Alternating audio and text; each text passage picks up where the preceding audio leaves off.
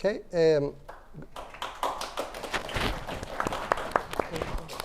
Right. Good morning, everyone. I'm Levent Altinay. My name is Levent Altinay, Professor of Strategy and Entrepreneurship from Oxford Brookes University. I have been living and working in the UK more than 20 years. It's a great country to live and work. I have been teaching strategy entrepreneurship for many years, not only in the UK but in other countries, including Turkey, Thailand, Taiwan, Macau, Hong Kong, in different parts of the world. I have been also doing different projects related to entrepreneurship, one of which was looking at the growth of ethnic minority businesses, ethnic minority entrepreneurship, and with particular focus on Chinese and Turkish-speaking entrepreneurs in the UK. That was one project that I did. Recently, I did a project on, again, entrepreneurship related, but very much looking at the role of entrepreneurship in helping refugees. You know, there are many refugees nowadays because of the wars moving from one country to another. So what role entrepreneurship plays in helping the refugees to integrate to the wider economy, helping themselves, helping their families, so that they become part of those countries where they go and live. For example, they go and live in Germany, they go and live in the UK, they go and live in different European countries. But then the question is, how can we help them to integrate to the new environment, to the host community?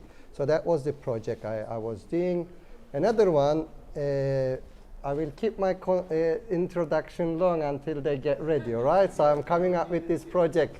So let me know when you are ready so that I cut my introduction short. So the other one, briefly, is looking at the role of, again, small businesses in helping elderly. You know, the aging population is an important global problem nowadays. There are many elderly people, but the question is, how do we make sure, how do we create social spaces to those elderly people so that they become part of the wider community, so that they don't live isolated and alone? And entrepreneurship, again, has got a role to play. So if you can see, I'm not talking about profitability, I'm not talking about the economics of entrepreneurship. I'm very much talking about the social aspect of entrepreneurship, which we can explore later on if you wish to. We will tell you more about our Creative Spark project with British Council. I'm also editing an international journal published by Taylor and Francis. I'm an editor. So I hand over to Endrit without further delay. Thank you, Levent. My name is Endrit Kromidha. I'm Associate Professor in Entrepreneurship and Innovation at the University of Birmingham. I don't know if you know, the university is ranked 90th in the QS list. I work for the business school there, teach entrepreneurship, innovation, international business. So I'm sure many of the modules, courses you are familiar with. I'm also the director of the MBA program we have in Singapore. We do research and we do teaching, so research is a very important part of what we do. So my area of interest is entrepreneurship, of course, but also innovation related to digital platform. So published on crowdfunding, on freelance tour guides and digital platforms that help them with their activities. And finally, we will tell you more about that. This project we are here for is the 4th year. It's to help creative people become more entrepreneurial. So just to take them from the idea or from art into a business. And as you know, business needs more elements. So we will tell you more about it. I'll cut the introduction and maybe we can share some slides, some views, and hopefully we can have a discussion. We welcome your participation as well. Views, questions at any point. Any question for now? Any questions for the introduction part? Or comment? Any question is a good question. So we can go on. Can go on, okay, good. Levent, do you want to go? Yeah, so how do I present? Stand up and walk? Yeah. Or shall I stand there? What I have received from Albert am I going to be seeing the presentation there, or shall I just present from here? No. I will be changing. Okay. The All right. Okay. These are the files I got from Erdogan. Which one is yours? Yeah, we can start with the eclectic approach. This Yeah. This is doc file. It's just like the So introduction maybe for your for paragraph. him needs to say And any help. Yeah. Can you click on this one? Which one? This one? Yeah. Let's see. Actually, Let's see. They don't have, But it doesn't show. How many of you have a business? Okay, one. Okay. This one, right? Okay. Okay. Okay. So you just tell me to change the slide. And I'll you are just just like your 1, 2 students. obviously. Okay. Great. All right. So we are ready. Now, like I said before, this is a part of a British Council-funded research project. British Council-funded project, I would say. Not research only, but funded project.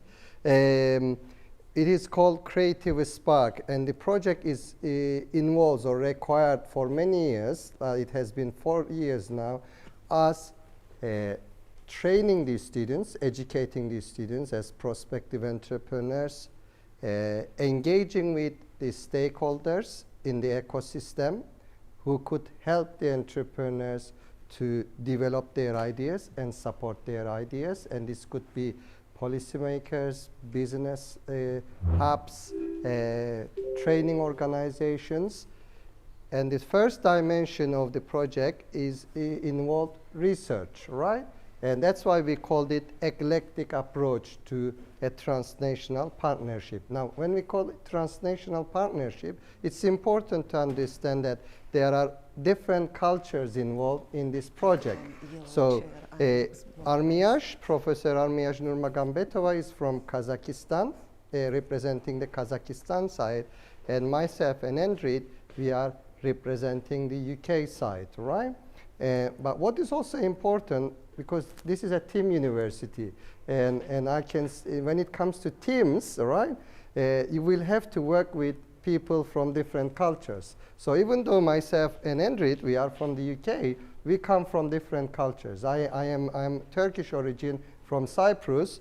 Endrit is from Albania, and what we do is, as we are doing this project as a team, we try to understand each other in terms of the cultural differences, the way we communicate, expectations from different cultural point of view as well. And they are representing different organizations, as Endrit from University of Birmingham, myself from Oxford Brookes University. So there's a diversity there that we will have to factor in as we are training these students, as we are engaging with these stakeholders, and as we are doing our research, right? So we move on.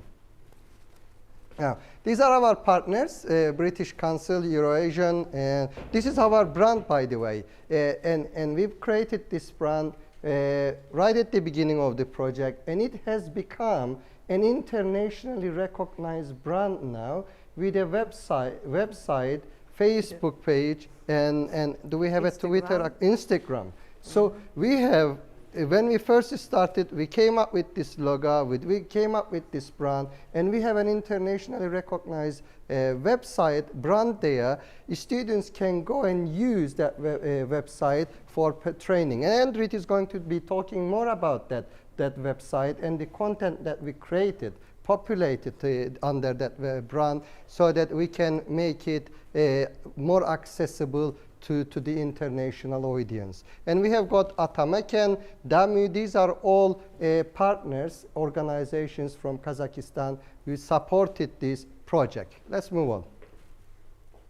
Now, when we are talking about entrepreneurship training, what we did is we offered to these students both online and face-to-face training over the last 4 years. And if we talk about numbers, we are talking about training around 500 students over 4 years, right?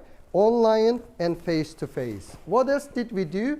we trained these students as part of this project, and Endrit is going to tell you more about the areas that we focused on when it came to training. So I'm not going to get into the details. But what we also did as part of the training, we trained the trainers. We trained those people who could train these students in the future. And what we did as part of the training is we tried to develop programs, international programs with local flavor that would be adaptable to local conditions, right? That is extremely important. So it wasn't just like, oh, this is how entrepreneurship should work, or this is how creativity should be developed in Kazakhstan because that works well in the UK. No, that's not what we try to do. We try to understand different practices, good practices from different parts of the world, including US, UK, Singapore, Brazil, Ireland, and we share these practices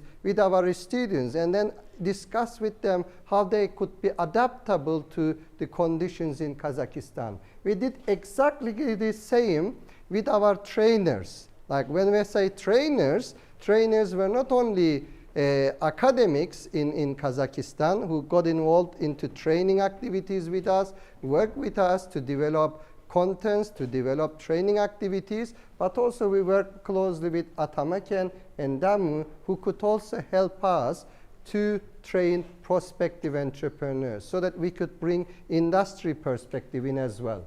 Research. Well, research, we felt as a team, is essential part of anything we do. Now, what we would like to do, what we try to do with our students, and that's the philosophy that we have always adopted, we didn't try to teach you how to eat the fish. We tried to teach you how to catch the fish, right?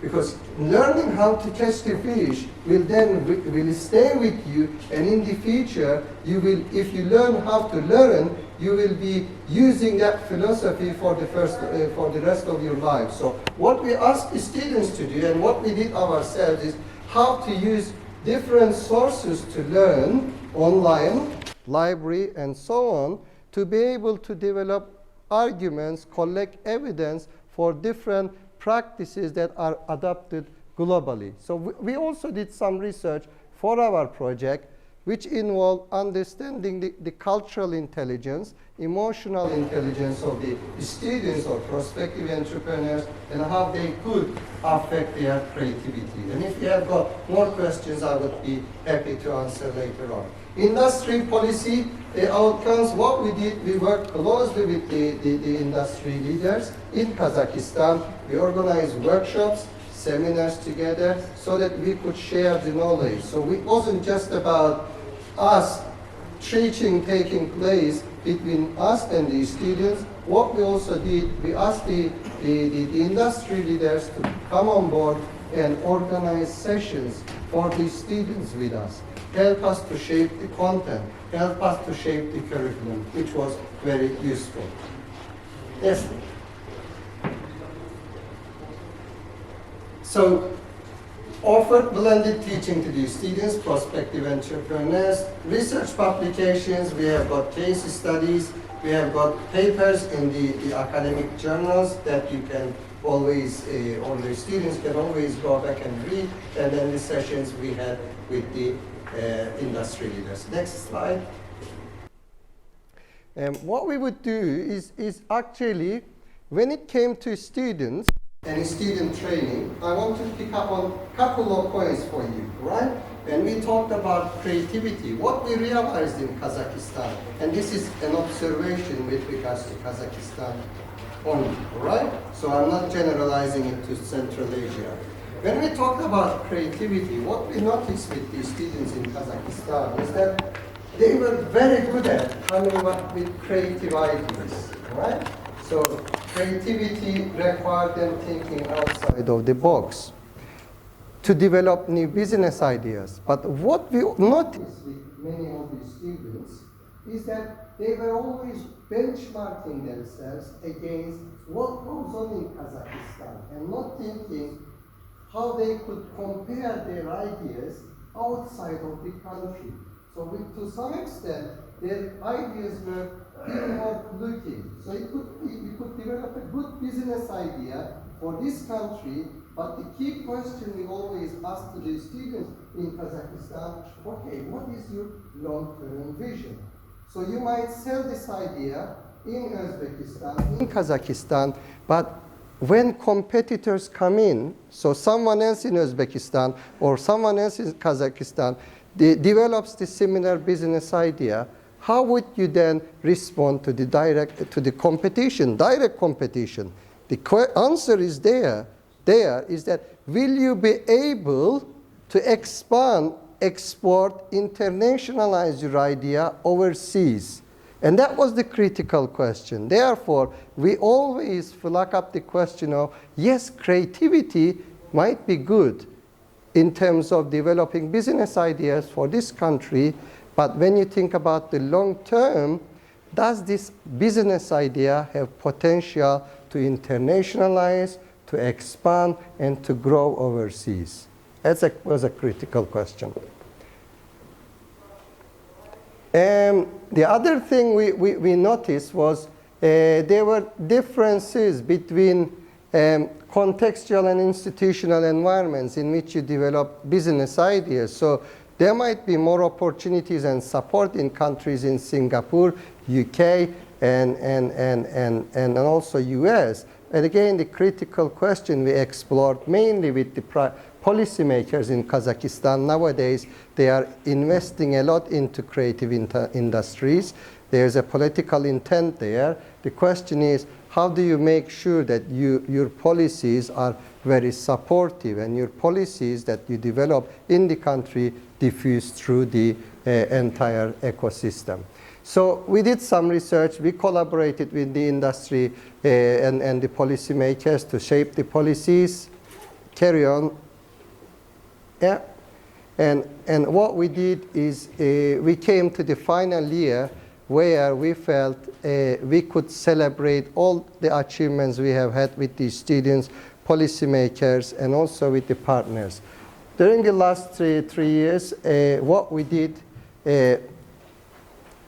we worked closely with the students, not only Kazakhstan, but we traveled to Uzbekistan as well. This is our second visit. And what we noticed with Uzbekistan, and I say this in every single platform, Uzbekistan has got a very dynamic economy. Uzbekistan is, as you know, is dynamic, young generation, which with potential.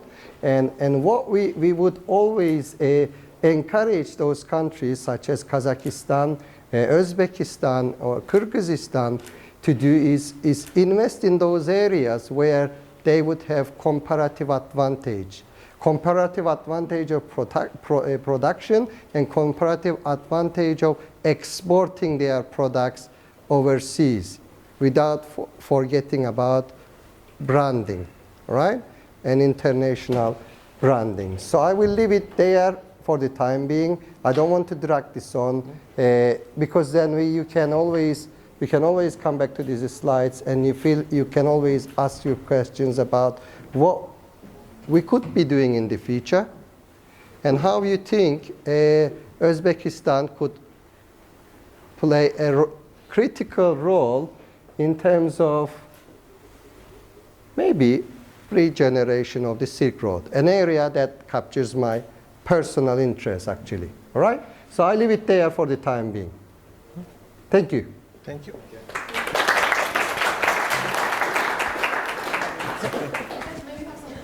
Yes. Okay. Do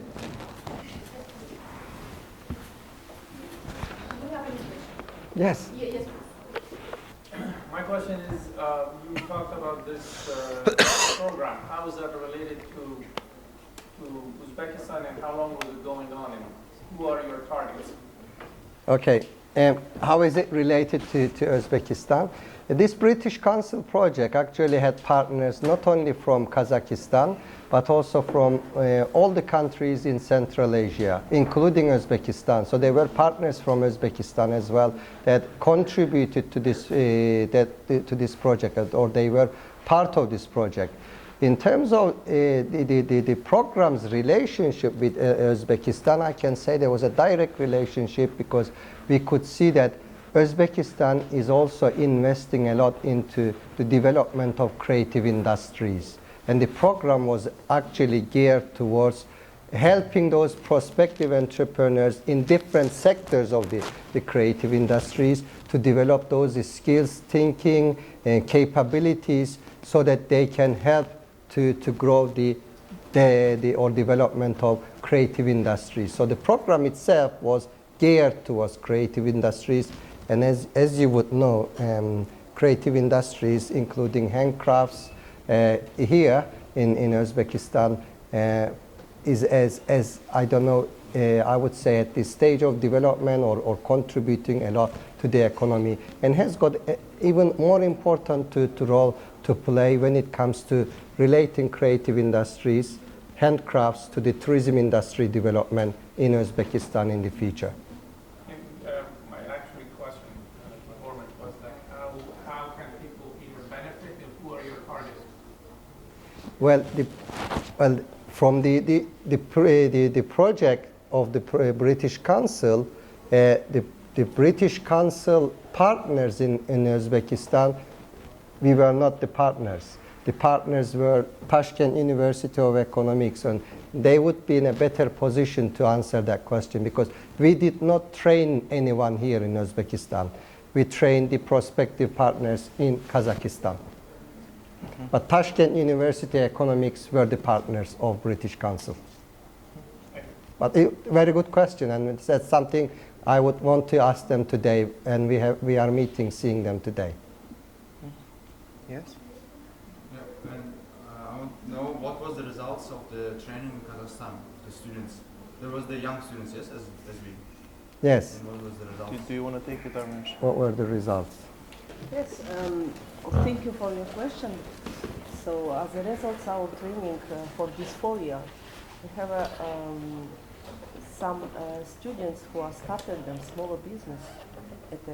It's very important for us because it's not about only creativity. And if you tell about creativity industry, I think it's Endrit will also mention about this. It's lots of areas there. It's like IT industry. It's like media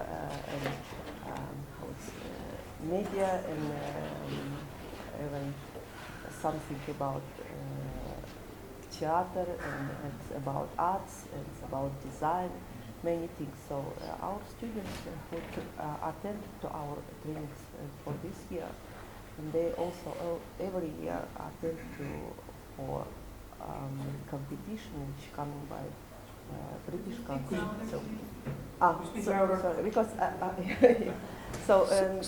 Sorry, she's not feeling well. So what happened is they developed new business ideas through training, and we even recorded some of the business ideas as a pitch in 2 or 1 minute, and we have the videos of these business ideas on our website. So yeah. So new business ideas developed through training. Did they actually did they secure funding and start up? Yeah. And yeah. So they did also secure some funding later on and started up their businesses. Special, for example, for 2021, one team, they have a business idea at the mobility ophthalmology. They take a win this competition.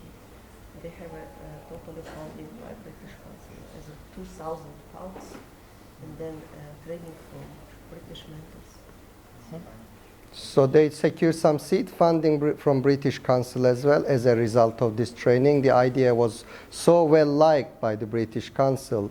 They said, okay, we give you some seed funding to develop the business further. It was £2,000. It wasn't a lot of money, but it helped them keep going, and it was a good incentive for them. But thank you, very good question. So as far as I understood, your program is about provision of trainings, trainings for those future entrepreneurs coming from the creative industry, right? So the question is, what is that specific difference between, let's say, trainings for future entrepreneurs from the creative industry, then let's say for us, for students that are studying entrepreneurship? I'll explain it in the next presentation. Okay. Good question, because it leads to that very well. Shall we switch? Yes. All right. I get it. You are energetic, entrepreneurial. You know, I saw it from Erdogan. You are here, you want to wake up. Good. So, we can skip the introductions and the logos because we did them already. So, that's me. I want to stop on this diagram for 1 second. Just to give you an idea on how important intangible assets have become for companies. Before, and of course the diagram dates back at 1978 up to 2010, but then the trend is flat, so it doesn't matter afterwards, it's the same. It means companies used to own a lot of tangible assets, and now they own a lot of intangible assets. What is intangible asset? Do you know? Brand. Brand, right. And brand is designed and created. You know that little logo? We had one of our entrepreneurs design that for us, and that has become the brand. So you're absolutely right. Intellectual property, brands, and that's why creative industries are important. So that's where our, well, the mission of British Council, and that's where our motivation starts. Okay? Creative industries are pretty much everything. So when you think it's them and us, you need to think again. Because maybe you fit somewhere in one of these. Maybe you do crafts, maybe you do IT, maybe you do video games or heritage and museums or animation.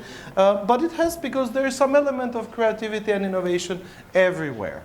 Everywhere. So, and many countries don't have a specific ministry or regulatory body, but we understand what they mean.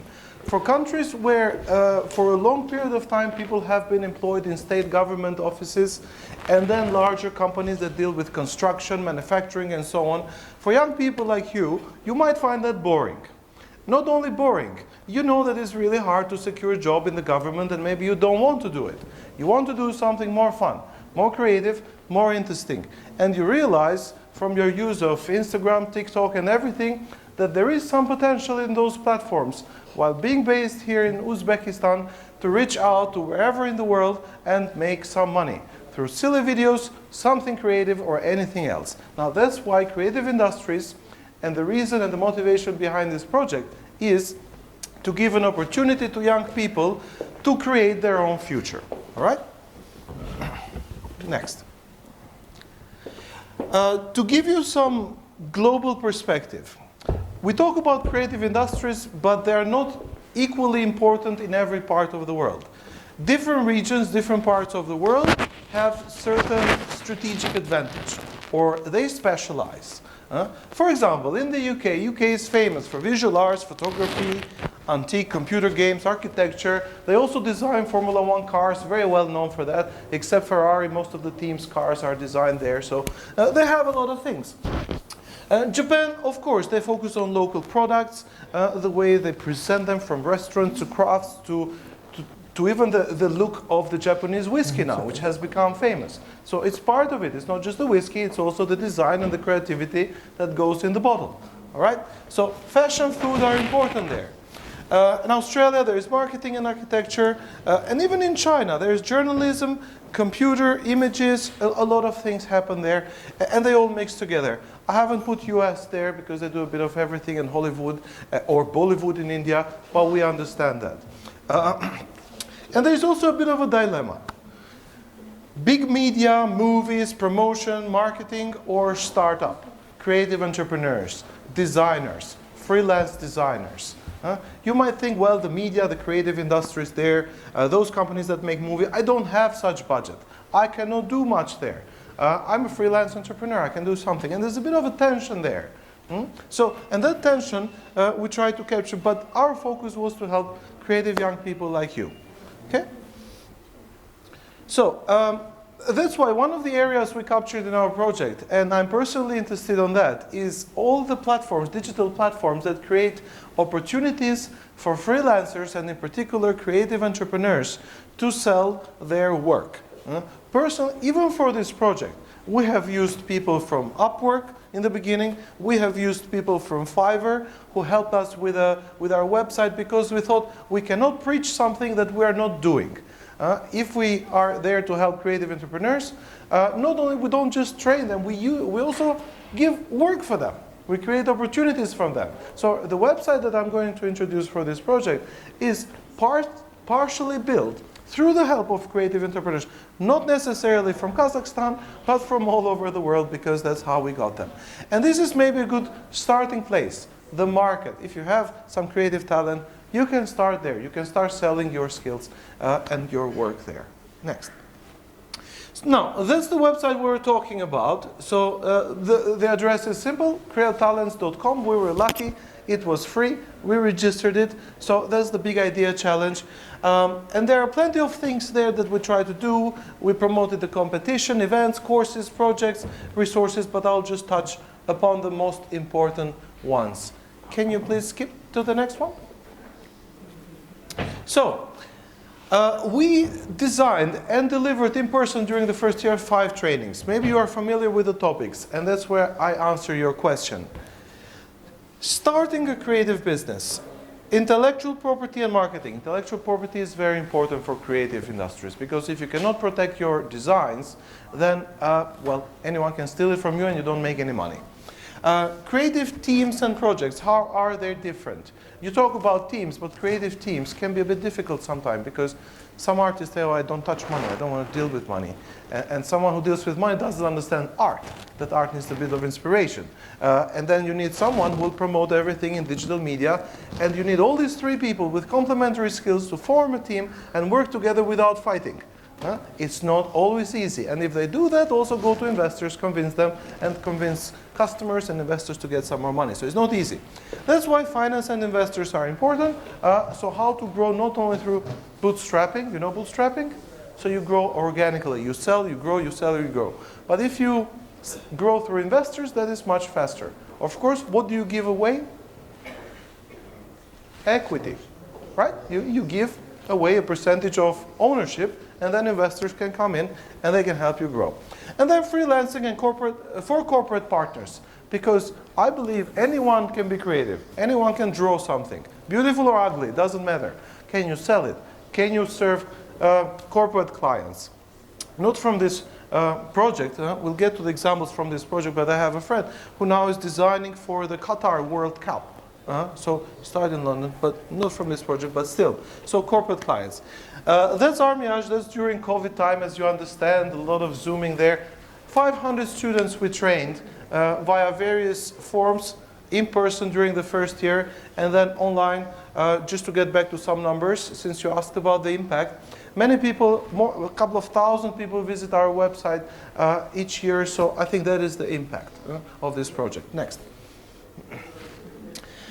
The creative process. I will use this diagram to start with, I think, the research. So that's why it's very important what Levent mentioned, that the research that we've done, we interviewed how many? Almost more than 200 creative entrepreneurs to publish those papers about emotional intelligence, about creativity, about cultural intelligence, because we want to see how creativity, culture relates in the context of Kazakhstan, and I think Uzbekistan is also similar in many ways. So it starts with some research, and then the ideation, development, and then you revise it again, and you go in circles. So that is the creative process. Can I ask you one question? Why do you need to study entrepreneurship in a university? Ask that question to my students as well. Can you give me a good reason? Why you just don't go out there and do your business? Yeah? In order to not making mistakes and learn how to avoid. Very good point. Save time, not make as many mistakes, meaning also save money, learn from those who know a bit more, and make our journey a bit less painful and faster. And also, very important, anyone can start a business, anyone can be creative, but not everyone can make it grow big. That's also what you learn here. To make something grow big. A lot of family businesses, even creative crafts, handcraft, fail when they start growing, because growth creates stress, and stress creates failure. So that's why a bit of education and training is useful. That's what we try to do with our project as well. Next. I'm sure you know about this concept, so I won't repeat the business model canvas. You know value proposition, you have learned them. But many creative people don't know. So when we talk to our students, some of them were creating jewelry from resin. Some of them were working on clothes, traditional clothes, and designs from Kazakhstan. They knew how to do what they were doing. But this concept of what is the value proposition, this idea of there's a production side and there's a consumer side. So it's a bit strange. Maybe it becomes, oh, it seems like you already knew them when you study them, but in the beginning you didn't know. And it really helps to put things in perspective. Now it's just a screenshot of some of the projects that pitched in our Big Idea Challenge. So those guys, they do, for example, Markathon. What is a markathon? You know hackathon? Hackathon, there's a problem you hack, it's in IT. They do Markathon. So companies, corporates pay like a certain amount of money, and they have a marketing challenge. And groups of students come together to solve and propose a solution to that challenge. Maybe an advertisement video, they want an advertisement video, they want to reach certain difficult customers. So they created a platform for that. And they have grown a lot since now. So sustainable clothes, sustainable traditional clothes in Kazakhstan. So that's them again. So these are some of the finalists. This is the project, I think, Armiyash, that won the prize about the eye testing. Now you think, why is that creative? It is creative because it's related to technology, and the way they put everything together is creative. So some kind of mobile eye testing machine, and then British Council funded that. So just to show some of the projects, so we did networking. That's us with Atameken, which is more or less like the Kazakh Chamber of Commerce. In a way, they provide entrepreneurship training, and that is our students, students, creative entrepreneurs in Kazakhstan, working with them. And networking is also very important. So if there is one thing we all benefited from this project is we got to know each other a bit better. I'll maybe not have come here, to just be here in front of you, so we know each other, we knew the culture. And the project, so all these links created between Kazakhstan, Uzbekistan, and these opportunities created here are important. I think when we share this knowledge is very important. We learned from our first visit during the first year in here, and we share some of our knowledge, and that's what we're trying to do here again. Thanks. Winning for the Big Idea Challenge. The Big Idea Challenge is that competition. So I wanted to finish with this one because, well, it gives you the perspective of why am I doing what am I doing? Why am I here to study? Or for someone who is creative, why am I creating all this art? Of course, not everyone is in a position to be a millionaire and then create art just for fun. That would be great, especially creative entrepreneurs. But it's important. And the Big Idea Challenge set out some standards which are, in a way, global. These are the standards that if you ever think to start a business and then grow that business in a global context, these things do matter. These things do matter. We saw a lot of pitches that focus only on the problem, or only on the passion. What makes them passionate about? And then all the business elements were forgotten. The world is a bit more competitive and investors want to know a bit more. So that was all. One final question to conclude. I wanted to show this diagram because remember, you are not in isolation. So it's not like you are here and then you go home and that's it. You are part of a very big ecosystem. So you are here, either as student or as entrepreneur. But before that, there's a lot of research and higher education which supports you right here. And right in the end, there are big companies which could ideally be your customers. Because they are very good customers, they have a lot of money, they will help you grow without much stress if you got to serve them. Right? There are a lot of support organizations. Maybe there's funding from the government, funding from the British Council. And of course, you need talented people. All the people that sit around you today are your fellow students. Maybe you help with your assignments and homework, but tomorrow you will be your colleagues. You will be sitting in different boards, in different organizations, different companies. You'll own your own businesses, and you will get in touch. Hey, how are you doing? Remember me? We studied together back then, and we had those visitors from UK and Kazakhstan who told us this. Can you help me with that? So, very important, people, finance, and the ecosystem. And in Uzbekistan, that has been developed quite a lot. So we've seen remarkable change in the last 2 years. What can we do together to help creative entrepreneurs to be successful in the global marketplace, or any entrepreneurs? That's my question to you, and I also welcome any question from you. Right? That's all for me. Thank you.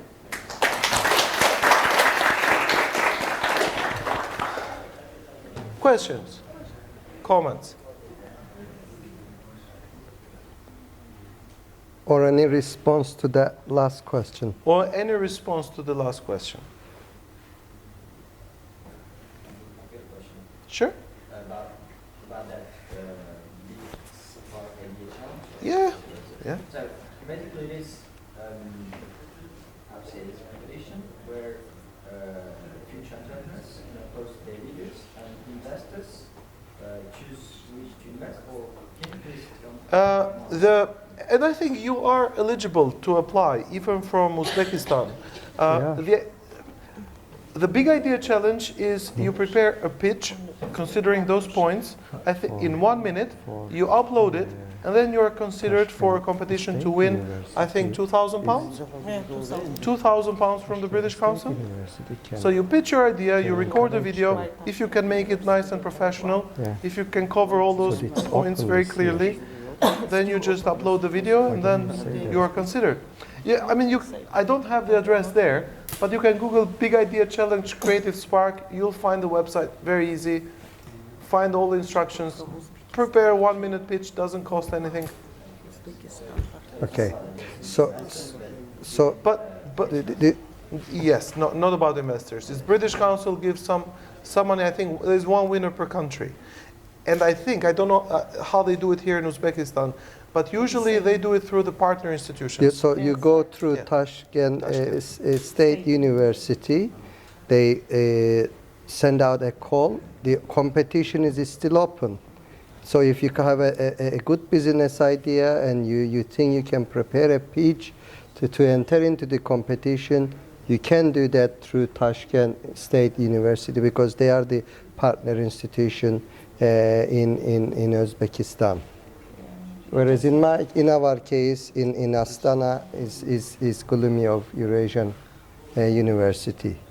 So you can't go through us, but you can go through the partner institution in Uzbekistan. Yeah. Any more questions? Anyone wants to try to answer this question? Any idea? Where do you see more potential for international collaborations from Uzbekistan? Actually, there is one way. I'm sorry for that. My name is Rizal. I'm the student of Tim University. Very nice to see you.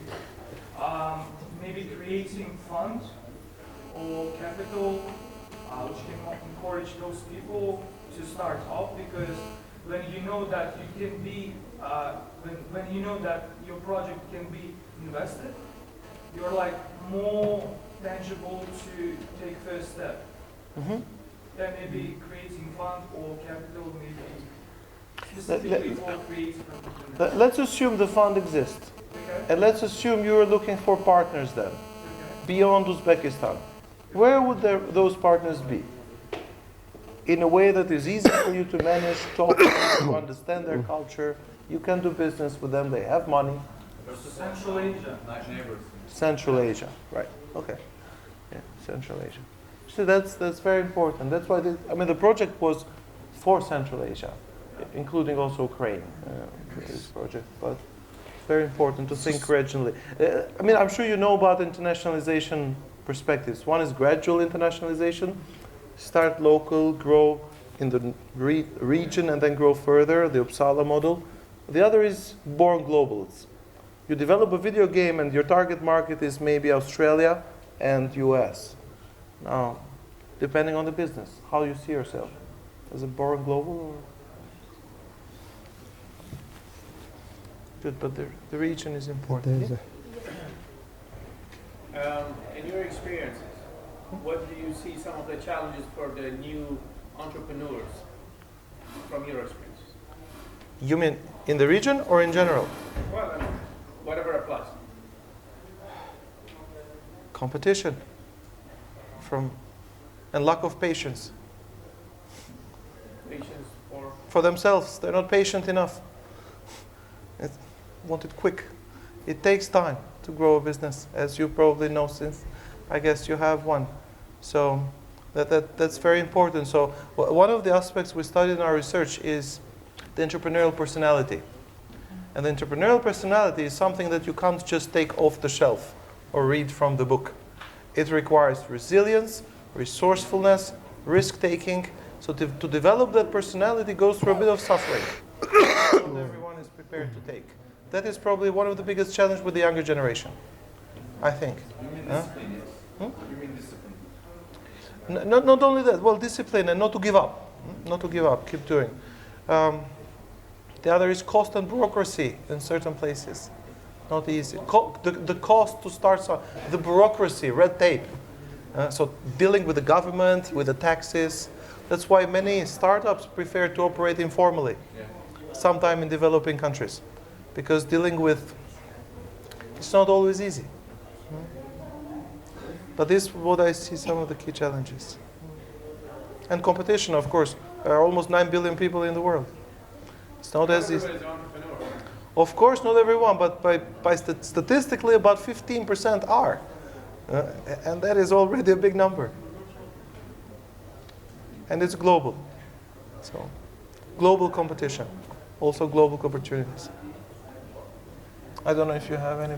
Yeah, having access to technology and being able to do digital marketing is an important one to facilitate the growth, and that's something you can invest in now as a student for the future. If I may add one point, a key, since you asked about the younger generation, right? The loss of personal contact. Having 5,000 or 500,000 followers on Instagram, it doesn't mean you know any of them.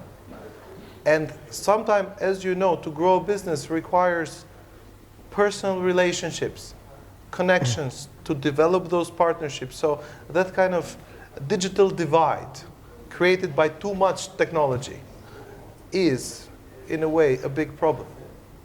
So we're surrounded by technology and we have a lot of followers, but we have no meaningful relationships to grow a business and establish those strategic partnerships. Sometimes it's not easy. Any more questions? Yeah. Yes, yes. Yeah. As far as I know, you're from the different country. For example, the students who studies in UK and who studies in Kazakhstan in entrepreneurship universities, how they are more likely to open their business after graduating the university, for example, that study in Kazakhstan and UK. You probably have more experience in the two regions, Levent. I can give you my perspective, but I cannot guarantee it's 100% accurate. I think research shows that the more developed a country is, the less motivated people are to take risk, which means the less entrepreneurial they are sometimes. Although there are plenty of resources available. While in countries where they are less developed, but they are growing, there are more opportunities, they can be more entrepreneurial. It also depends a lot on family tradition. So if you come from a family business, you are more likely to be entrepreneurial as well. So the surrounding, the environment, and of course the support available. For example, countries like US, very entrepreneurial, easy to start a business. Japan, maybe not as entrepreneurial because of the way things work. So the infrastructure, support structures, supportive structures. There are many factors. Yeah, I have had the experience of spending quite a bit of time both in Kazakhstan and living and working in the UK. What I experience and realize with Kazakhstan is that there's still a strong influence of the public sector and the government, and people seem to be including the young generation, seem to be more dependent on the government and the public sector, and they think, okay, well, I really need public sector support. I really need to have government support to be able to do that. And there are many cases that we have come across. If we were to give them an opportunity to work for the government and start up his own business, he would choose to work for the government, right, for the public sector.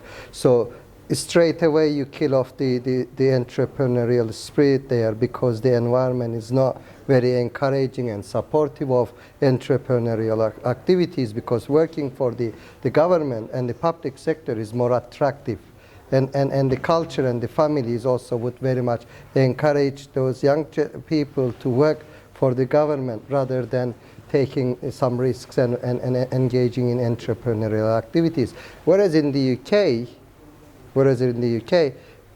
I see almost the opposite of that, right? So working for the public sector is maybe less attractive than you starting up your own business or working for the private sector. So the context there is completely different. And what Kazakhstan needs to do is, like you mentioned, for example, when it comes to encouraging entrepreneurial activities, maybe offer more incentives, funding should be available there, reward failures, not only success, but reward failures as well, so that these people have courage to start up, fail, but they would know that they would not penalize on failure, but they would be encouraged further to learn from the mistakes and move on by learning from mistakes. Yeah? You just mentioned a lot of problems that exist not only in many places, especially in Central Asia. Knowing all of that and based on your opinions, somebody who wants to start new, what should they, in understanding the apparatus and the business environment in such countries with so many challenges, what would you recommend, on your opinion, of course, for a new entrepreneur in Central Asia? What to start with, what to look for, and what to start which would be more viable as opposed to going to high technology and hitting like competitions like MIT or something like that in the US, because the amount of, well, the infrastructure is all around. What would makes more sense in your opinion in the market for somebody here? Here.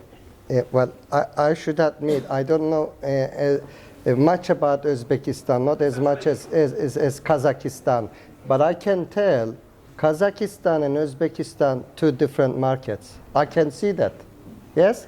And I can see that in the sense that the way consumers behave, but more importantly, the way economies evolve.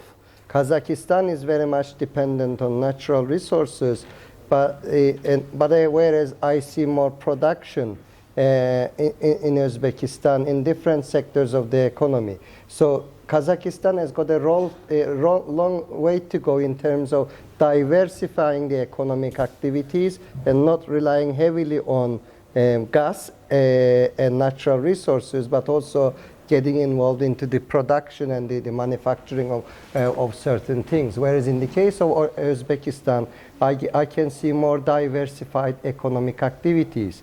And the question there, again, is where does Uzbekistan see itself having comparative advantage of producing and selling? So if I were to take European Union as a union, right? So in certain areas, for example, if we were to think about comparative advantage, Italy has got the comparative advantage of producing furniture and selling it, selling high quality furniture. So if Romania, for example, were to join the European Union, where they also produce furniture, they need to think how they are going to compete against Italy, all right? And again, I can tell you, if I were take Greece in European Union, Greece has got tourism to sell in European Union. But where else, or in what sectors of the economy could Greece invest in order to be able to create that comparative advantage over the other members of the Union so that they do not have big economic deficits? So going back to your original question, I think the key question here is, where does Uzbekistan see itself having comparative advantage of producing and investing and producing in specific sectors of the economy? To start with, if we were to think about the region itself, and later on, if we were to think about the global world. So where does Uzbekistan see itself having comparative advantage? Which sectors of the economy? We're talking about macroeconomics at this, on the policy level. Yes. I'm just talking about just starting out as a young entrepreneur. That's what I'm trying to say. You want something more specific. I think if you are to produce something for the local market, I think services or light processing industries have potential, but it would be difficult to do them without strategic local partnerships.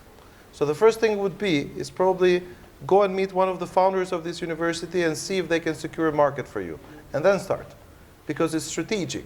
You might have the best idea, but without access to certain gatekeepers, I believe it will be difficult. If, on the other hand, you want to do something for the external market, let's say a call center, a service center, something digital, then you have to know the local human resources and capabilities here. For example, you can have a team of people here serving a market in the US about something, support, tech support, I don't know, design support. Exactly. So you either, but something you have to have. Either you have strategic partner and you know important people here who will secure that your product gets into the market, or for that market out there, you have to know the skills and capabilities of people here and then build and manage a team. I think this is so going back to my response to you. I mean, thank you, Endrit, for being more specific. So what do you see? What sectors of the economy you think Uzbekistan has potential to have comparative advantage in this region and later on maybe globally to invest in? Oh, you're asking me? Yeah, we're just having a discussion. I was just saying this for everybody else, but you have to do your market research to see what's viable and all the stuff that you said before you could actually invest. Like somebody who's starting with $2,000 or $2,000 or $3,000 or $5,000 that you're saying that these kind of prices, that's what I was saying to everybody else as a starting seed funding to start a business. Like, given the challenges based on the experiences that you have in different markets, what would you recommend? That's why I show those platforms for freelancers. Those are not individuals. Usually they have teams behind to do something very simple, just like I'll create a promo video for you. I will design a logo for you. Or I mean, this is because creative industry is what we know. But it can be anything. I will create a WordPress page for you. I mean, but of course you need to have some skills. It's not just I want to do a business. There are certain things you can sell online, but you cannot sell some food online. But then you always need some competitive. Something small, it's hard. It's not easy. May I just request maybe one or two last questions, because the schedule of our speakers require another stop. If you have two last questions, may I? One? It is all known fact that UK is more competitive than Central Asia in terms of marketplace. And for example, we do not have enough passion and motivation to open a business in Central Asia. So my question, how students from UK, for example, young entrepreneurs, are finding passion and motivation in themselves in such a competitive market? First, I believe you are more entrepreneurial here than in the UK. I don't think students there are more entrepreneurial than you. But of course, the market and the environment offers more support, which starts with two things. First, their knowledge of English language, their access to reliable financial institutions, and their access to a very easy to work with legal system framework for startups. It's very easy to deal with the government, to deal with banks, and those things, those support services. Remember, I was showing the diagram about support services. Those are the giants on the shoulders of which those entrepreneurs there, if they stay, they can be more competitive. And maybe you start with a bit of a disadvantage sometime here, because maybe the banks don't help you that much, maybe the legal framework is not that easy, and maybe the access to finance. But, so what do you do? Well, serve to international market, use international systems, but it's not, I mean, in terms of the entrepreneurs, I really believe there are more entrepreneurial people here. Thank you. Thank you. One last question. Anyone? All right. Thank you very much. Please join me to thank our distinguished speakers.